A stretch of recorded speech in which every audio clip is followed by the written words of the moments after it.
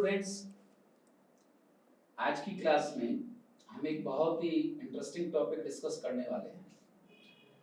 जैसा कि हम सब जानते हैं, मेंडल ने 3 लॉ ऑफ इनहेरिटेंस दिए थे। उनमें से पहला था लॉ ऑफ डोमिनेंस, सेकंड था law of segregation and third one था law of independent assortment. Mendel के टाइम तक ये तीनों लॉज है वो वैलिड थे और अभी भी इनको हम पढ़ते आ रहे हैं, लेकिन बाद में कई ऐसे नई चीजें जानकारी में आई जो कि मेंडल के रूल्स को फॉलो नहीं कर रही है, तो उनको आज हम मेंडल के एक्सेप्शंस के रूप में पढ़ते हैं, मेंडेलियन इनहेरिटेंस के एक्सेप्शन के रूप में। उनमें से कुछ एक्सेप्शंस हैं जो मैं आपके सामने रख रहा हूँ। इनकम्प्लीट डोमिनेंस, इसके अलावा कोडोमिनेंस, मल्टीपल एलेलिज्म, इसके अलावा प्लियोट्रॉपी, पॉलीजेनिक इनहेरिटेंस, लिंकेज। ये बहुत सारे जो अलग-अलग कांसेप्ट्स हैं जो मेंडल के इनहेरिटेंस लॉज को फॉलो नहीं करते हैं। इन्हीं में से आज की क्लास में हम एक टॉपिक जो डिस्कस करने वाले हैं वो है इनकम्प्लीट डोमिनेंस और बेसिस ऑफ डोमिनेंस। साथ ही साथ हम कोडोमिनेंस एंड मल्टीपल एलेलिज्म को भी डिस्कशन में शामिल करेंगे। सबसे पहले बात करते हैं हम इनकम्प्लीट डोमिनेंस की। इनकम्प्लीट डोमिनेंस आप तभी समझ पाएंगे जब आपको डोमिनेंस की कांसेप्ट पता हो। लॉ ऑफ डोमिनेंस सिंपली कहता है कि जब दो प्योर पेरेंट्स को आप क्रॉस करते हैं तो उनकी F1 जनरेशन में दोनों में से किसी एक पेरेंट के जो ट्रेट है वो अपीयर होते हैं। जो अपीयर होते हैं उन्हें हम डोमिनेंट ट्रेट कहते हैं और जो ट्रेट अपीयर नहीं हो पाते उन्हें हम रिसेसिव ट्रेट कहते हैं। तो मैं आपको सबसे पहले ये जानकारी देना चाहता हूं कि what is the basis of dominance. Molecular basis क्या है? देखिए,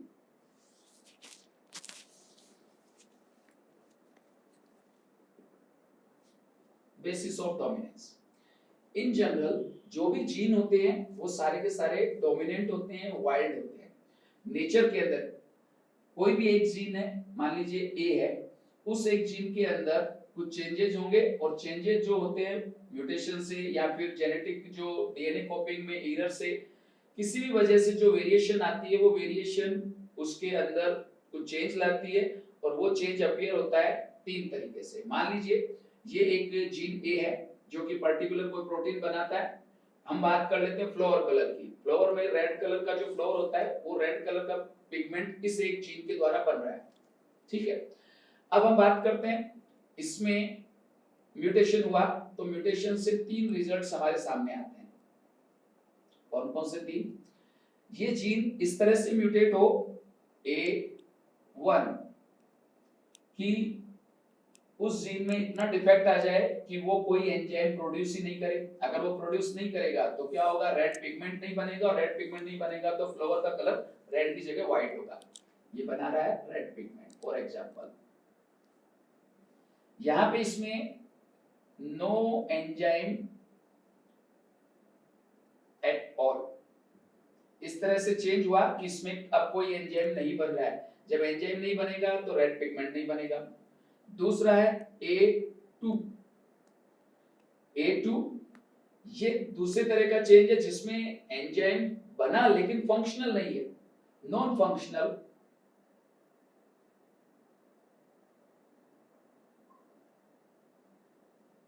एंजाइम। नॉन फंक्शनल एंजाइम इन दोनों केस में क्या होता है, चाहे नो एंजाइम, एंजाइम बने ही नहीं या बन तो रहा है लेकिन फंक्शनल नहीं है, दोनों ही केस में ये पिगमेंट नहीं बन पाएगा। पिगमेंट नहीं बन पाएगा तो एज ए रिजल्ट फ्लोर का कलर व्हाइट होगा। This is the basis of recessive कि कोई ट्रेट रिसेसिव कैसे हुआ। हम जानते हैं रेड कलर के जो फ्लावर है वो डोमिनेंट ट्रेट है और व्हाइट कलर का फ्लावर है वो एक रिसेसिव ट्रेट है। तो रेड से वो व्हाइट ट्रेट में कन्वर्ट कैसे हुआ, उसका रीजन था ये A1 और A2। ये दो तरह के वेरिएशंस उसमें हुए थे, जब या तो एंजाइम बना ही नहीं या बना तो फंक्शनल नहीं बना। एज ए रिजल्ट वो बन गया रिसेसिव, यानी कि हम बताते हैं रेड फ्लावर के लिए R और व्हाइट के लिए स्मॉल r। तो ये जो स्मॉल r है वो इन दो कंडीशंस की वजह से अपीयर हुआ है। ये जो रिसेसिव ट्रेट है उसका रीजन है या तो उसमें ऐसे चेंजेस हुए कि एंजाइम बना ही नहीं या फिर एंजाइम बना तो फंक्शनल नहीं बना। यहां तक के बारे में हम जानते हैं। अब हम जो बात करने वाले हैं वो तीसरी कंडीशन है कि उसमें कई बार ऐसे चेंजेस भी होते हैं कि एंजाइम बना लेकिन वो फुल्ली एफिशिएंट होने की बजाय लेस एफिशिएंट बना। तो लेस एफिशिएंट ये जो कंडीशन है A3, that is the reason behind incomplete dominance. कैसे? अगर ये जीन अपने वाइल्ड फॉर्म में है, रेड पिगमेंट बन रहा है, फ्लोर का कलर रेड है, ओके। अगर इसमें इस तरह के चेंजेस हो गए कि एंजाइम बने ही नहीं या फंक्शनल नहीं हो, उस केस में पूरी तरह से फ्लोर व्हाइट होगा क्योंकि कोई पिगमेंट ही नहीं बन रहा। अब तीसरी कंडीशन है जहां पे ऐसा चेंज हुआ है कि फ्लोर के अंदर कलर ना रेड है ना व्हाइट है बल्कि पिंक है। वो पिंक कलर का जो इंटरमीडिएट ट्रेट हमारे सामने आया, उसका जो रीजन है वो ये है कि उसमें कुछ ऐसे चेंजेस हुए, वेरिएशन हुई कि वो लेस एफिशिएंट एंजाइम बना रहा है, और लेस एफिशिएंट जो एंजाइम है वो रेड पिगमेंट बना तो रहा है लेकिन कम संख्या में, हाफ क्वांटिटी में बना रहा है। एज ए रिजल्ट फ्लोर का कलर रेड होने की बजाय वो हो गया pink. That is the basis of incomplete dominance. अब आप देखिए, ये जो आप डायग्राम देख रहे हैं, इस डायग्राम के अंदर आपको तीन कलर के फ्लोर दिख रहे हैं, रेड, व्हाइट और पिंक। जो रेड कलर है वो इस वाइल्ड जीन का रिजल्ट है। जो व्हाइट कलर का फ्लोर आपको दिख रहा है, ये A1 और A2, ये जो दो कंडीशन है जहां पे एंजाइम बना ही नहीं या नॉन फंक्शनल एंजाइम बना, इसका रिजल्ट है कि वो पूरी तरह से रिसेसिव है, और ये व्हाइट कलर का फ्लोर आपको देखने को मिला। जो थर्ड में आपको पिंक कलर का फ्लोर देखने को मिल रहा है, that is the result of A3। वहां पे इस वाइल्ड जीन में जो चेंज हुआ, म्यूटेशन हुआ, वो इस तरह का चेंज हुआ कि एंजाइम की एफिशिएंसी कम हो गई पिगमेंट बनाने की। एज ए रिजल्ट पिगमेंट कम क्वांटिटी में बना, कम क्वांटिटी में बनने की बजाय वो पूरी तरह रेड की बजाय पिंक कलर का दिख रहा है। तो that is the basis of incomplete dominance. अब देखिए एक दूसरा डायग्राम हम देखते हैं। इस डायग्राम में देखिए हमने एक इनकम्प्लीट डोमिनेंस को शो करते हुए एक मोनोहाइब्रिड क्रॉस को शो किया है। यहाँ पे कुछ एग्जांपल हमने लिए स्नैपड्रैगन प्लांट। स्नैपड्रैगन प्लांट के अंदर दो तरह के फ्लावर है, रेड एंड व्हाइट। ठीक वैसे जैसे मेंडल ने मटर के प्लांट में लिए थे, पी प्लांट में लिए थे, वैसे स्नैपड्रैगन में भी दो तरह के फ्लावर कलर है, रेड एंड व्हाइट। ये दो पेरेंट के रूप में उसने लिए। जब इसकी क्रॉसिंग करवाई तो आप देख सकते हैं कि F1 जनरेशन में जहां पे मेंडल के मोनोहाइब्रिड क्रॉस में रेड कलर अपीयर हुआ था और हमने कहा था कि रेड है वो डोमिनेंट है, और व्हाइट अपीयर नहीं हुआ तो हमने कहा व्हाइट रिसेसिव है। लेकिन आप सरप्राइजिंगली देखेंगे यहाँ ना तो रेड है ना ही व्हाइट है, यहाँ पे पिंक कलर है, और ये पिंक कलर शो कर रहा है इनकम्प्लीट डोमिनेंस को। अब आइए आगे, जब इसकी जनरेशन को आगे बढ़ाते हैं तो आप इस क्रॉस में आगे देख रहे हैं मेंडल ने जो डोमिनेंस का लॉ दिया था उसमें उसने मोनोहाइब्रिड क्रॉस में फिनोटाइपिक रेशियो बताया था 3:1, यानी 3 रेड और 1 व्हाइट, और जीनोटाइपिक रेशियो बताया था 1:1। ये नॉर्मल था, 3:1, 1:1। अब यहाँ पे आप देखिए, यहाँ पे आप सरप्राइजिंगली क्या देख रहे हैं, यहाँ पे फिनोटाइपिक रेशियो है वो भी 1:1 है, और जीनोटाइपिक रेशियो है वो भी 1:1 है, यानी 1 पूरी तरह से रेड है, 2 फ्लोर पिंक है और 1 फ्लोर व्हाइट है। That is the phenotypic, and as well as the same ratio representing genotypic ratio. तो अब जानने लायक बात क्या है, दो इंपॉर्टेंट पॉइंट आप याद रख लीजिए इनकम्प्लीट डोमिनेंस में, that is enough for you. Number 1, incomplete dominance is presented by intermediate phenotypic expression in F1 generation। कैसे पता लगे कि जो अपन इनहेरिटेंस स्टडी कर रहे हैं वो इनकम्प्लीट डोमिनेंस है या कंप्लीट डोमिनेंस है? बहुत सिंपल तरीका है। अगर आपने उसमें intermediate colour, intermediate phenotypic ratio देख रहे हैं तो आप मान लीजिए कि वो इनकम्प्लीट डोमिनेंस होगा। पहला तरीका पहचानने का। दूसरा तरीका है कि अब फिनोटाइपिक रेशियो भी 1:1 है और जीनोटाइपिक रेशियो भी 1:1 है। अगर दोनों रेशियो सेम हो तो भी वो रिप्रेजेंट कर रहा है इनकम्प्लीट डोमिनेंस को। और तीसरी जो याद रखने लायक बात है कि जो इनकम्प्लीट डोमिनेंस है उसका मॉलिक्यूलर बेसिस ये है कि वाइल्ड जीन में होने वाला जो म्यूटेशन या वेरिएशन है वो इस तरह से है कि जो जीन है मॉडिफाई होने के बाद में लेस एफिशिएंट एंजाइम बना रहा है, that is the reason behind intermediate phenotypic expression. So I hope आप डोमिनेंस और इनकम्प्लीट डोमिनेंस को आपस में कंपेयर कर पाएंगे। अब तो ये बात हमने की इनकम्प्लीट डोमिनेंस की। चलिए अब हम इसके बाद में जो दूसरा मेंडल ने लॉज दिए थे उनका जो एक्सेप्शन है उसकी बात कर लेते हैं, that is codominance and multiple allelism. Mendel ने बताया था सिंपली कि दोनों में से एक ही अपीयर होगा और एक अपीयर नहीं होगा, यानी जो अपीयर होगा वो डोमिनेंट है और जो अपीयर नहीं होगा वो रिसेसिव है। लेकिन सरप्राइजिंगली हमको कई बार आपने देखा होगा, आपने कई जो कैटल से गाय वगैरह को देखा होगा, कुछ गाय होती है पूरी तरह से काली है, कुछ गाय है वो पूरी तरह से सफेद है या ब्राउन है। लेकिन आपने जरूर कुछ ऐसी गाय भी देखी होगी जहां पे गाय के अंदर या तो व्हाइट है और उसमें ब्लैक कलर के पेचेज बने हुए स्पॉट्स है, या ब्राउन कलर के पेचेज है। तो आप देखिए ब्राउन कलर और व्हाइट कलर दोनों तरह के पेचेज या कलर एक ही गाय के अंदर हमको देखने को मिल रहे हैं। हाउ दिस हैपन, ये कैसे संभव हुआ, कैसे पॉसिबल हुआ? तो अब हमारी जो कंसेप्ट है वो है नेक्स्ट को डोमिनेंस।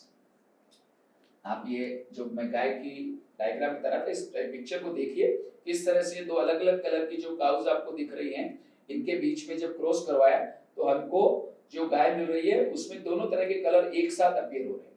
क्योंकि कंप्लीट डोमिनेंस होती तो दोनों में से कोई एक होता, और अगर इनकम्प्लीट डोमिनेंस होती तो दोनों के बीच का इंटरमीडिएट कलर होता। यानी कि अगर मान लीजिए ब्लैक और व्हाइट काऊ का क्रॉस हो रहा है और अगर ग्रे कलर की काऊ हमको मिल रही है तो वो सिंपली क्या रिप्रेजेंट करेगा, incomplete dominance.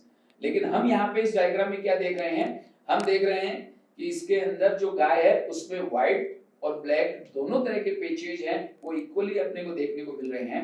That is because of को डोमिनेंस। जैसे आप लोगों ने को एजुकेशन पढ़ा है ना, को एजुकेशन किसे कहते हैं? को एजुकेशन जहां बॉयज एंड गर्ल्स दोनों साथ साथ पढ़ते हैं। सिमिलरली डोमिनेंस का मतलब a character that appear, that is dominant one, and co-dominant when two dominant character appear simultaneously, that condition known as co-dominance। जैसे यहाँ पे ब्लैक एंड व्हाइट दोनों कलर अपीयर एक साथ हो रहे हैं तो हम उसको कह रहे हैं को-डोमिनेंस। अब आइए हम इसका एक एग्जांपल, बहुत फेमस एग्जांपल है, इसके बारे में हमारे सिलेबस में भी है, वो है हमारे ब्लड ग्रुप्स। आपको पता है हमारे ब्लड ग्रुप्स के बारे में, हमारे 4 तरह के ब्लड ग्रुप्स होते हैं। कौन कौन से हैं? ए, बी, ए बी एंड ओ। सबसे पहले ये जान लें कि ब्लड ग्रुप है उसको डिसाइड करने वाला जीन, वो जीन है IG, इम्यूनोग्लोबुलिन जीन। इस जीन के अंदर 3 तरह के एलील पॉसिबल हैं, IA, IB एंड IG। तो पहला एक्सेप्शन तो ये हो गया कि जब किसी जीन के 2 से ज्यादा फॉर्म या एलील्स प्रेजेंट होते हैं, that condition is known as multiple allelism. तो हमारे जो ब्लड ग्रुप है वो मेंडल का एक एक्सेप्शन है, multiple allelism. This is how Mendel ने बताया था कि जनरली किसी भी जीन के 2 एलील होंगे, एक डोमिनेंट और एक रिसेसिव। जैसे हमने बताया कि भाई ये कैपिटल टी टॉलनेस के लिए, स्मॉल टी है वो ड्वार्फनेस के लिए, तो ये 2 एलील हो गए, ये मेंडेलियन इनहेरिटेंस कहती है। लेकिन यहाँ हम क्या देख रहे हैं कि एक ही जीन के 2 से ज्यादा एलील या एलेलिक फॉर्म प्रेजेंट है, तो उस कंडीशन को हम कहेंगे multiple allelism, and that is one of the exception case for Mendelian inheritance.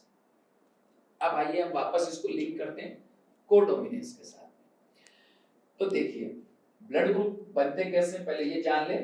Blood group, blood में एक एंटीजन होता है, 2 तरह के एंटीजन प्रोटीन पाए जाते हैं, A एंड B। जो IA एलील है that is responsible for A antigen and IB that is responsible for B antigen. I0 कोई एंटीजन नहीं बनाता है।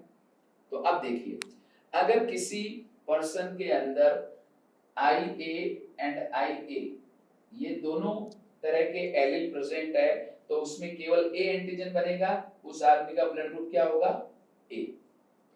सिमिलरली I0 है वो इन दोनों के लिए रिसेसिव है, तो IA और I0 होगा, उस कंडीशन में भी ब्लड ग्रुप क्या होगा? A। सिमिलरली B के केस में भी है IB B blood group, IB and I0 that is also B blood group। O की बात करें I0 and I0 that is O blood group, कोई एंटीजन नहीं होता O blood group में। अब आइए AB blood group की बात करते हैं, तो वहां पे एक यूनिक सिचुएशन देखने को मिलती है IA and IB। It's mean there are 2 dominant alleles IA and IB। यहाँ पे देख सकते हो कि ए डोमिनेंट है क्योंकि I0 की प्रेजेंस में ए ब्लड ग्रुप बना रहा है, इसका मतलब IA डोमिनेंट है।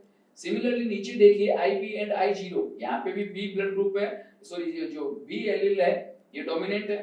अब ये दोनों डोमिनेंट एलील जब एक साथ आए तो क्या हुआ, दोनों तरह के एंटीजन बन रहे हैं, ए एंटीजन भी बन रहा है और बी एंटीजन भी बन रहा है। हमारी जो आरबीसी होती है उसमें 50% आरबीसी ऐसी होगी जिन पे ए एंटीजन है, ठीक है, और ये हो गया ए एंटीजन। 50% आरबीसी ऐसी होगी जिन पे बी एंटीजन है, तो जिसमें ब्लड ग्रुप ए बी होगा उसमें दोनों तरह के एंटीजन बनने वाले, जो एंटीजन वाली जो आरबीसी है वो पाई जाती है। This is the example of codominance. यहाँ पे दो डोमिनेंट एलील एक साथ जब प्रेजेंट हो रहे हैं तो दोनों इक्वली अपना अपना जो एक्सप्रेशन है, ट्रेट है, वो प्रेजेंट कर रहे हैं और as a result A B blood group हमारे सामने आता है। तो ए बी ब्लड ग्रुप है वो कोडोमिनेंस का सबसे अच्छा एग्जांपल माना जाता है, ठीक है। इसी तरह एक एग्जांपल मैंने आपको बताया था कि कई कैटल्स के अंदर जो फर का कलर होता है, स्किन कलर होता है, वो उसमें हमने देखा था। पर हमारे सिलेबस में जो मेनली मेंशन है वो है A B blood group. AB blood group is actually direct example of codominance, and blood group में जो presence of more than 2 alleles है IA, IB and I0, that is clear example of multiple allelism. So these two are again some exception of Mendelian inheritance. ये दोनों हमने पढ़े incomplete dominance, codominance and multiple allelism। ये तीनों exception Mendel का जो first law है, law of dominance, उस लॉ को यहाँ पे डेविएट कर रहे हैं, यानी उस लॉ को फॉलो नहीं कर रहे हैं, ठीक है। आगे जब एक कंसेप्ट हम पढ़ेंगे लिंकेज, तो वो लॉ ऑफ सेग्रीगेशन का एक्सेप्शन होगा और लॉ ऑफ इंडिपेंडेंट असॉर्टमेंट का एक्सेप्शन होगा। इसी तरह से मेंडल ने कहा था कि एक जीन होता है वो एक ट्रेट को कंट्रोल करता है, तो इसके एक्सेप्शन में हम पढ़ेंगे दो तरह के केस, एक तो प्लियोट्रोपी और एक पॉलीजेनिक इनहेरिटेंस, जो हमारी अगली क्लास में होगी। आज की क्लास में हमारा मेन कंसेप्ट था लॉ, जो डोमिनेंस की कंसेप्ट है उसका रीजन क्या है, इनकम्प्लीट डोमिनेंस कैसे डोमिनेंस से अलग है, और साथ ही साथ कोडोमिनेंस और मल्टीपल एलेलिज्म में कैसे काम करते हैं। आई होप आपको कंसेप्ट क्लियर हुई होगी। इसके अलावा भी अगर आपके कोई क्वेश्चंस है तो आप हमको निश्चित रूप से वो क्वेश्चंस भेजिए, हम उन क्वेश्चंस को डेफिनेटली आपको आंसर करेंगे। Thank you very much for today's class. In next class, we will discuss pleiotropy and polygenic inheritance as well. Thank you.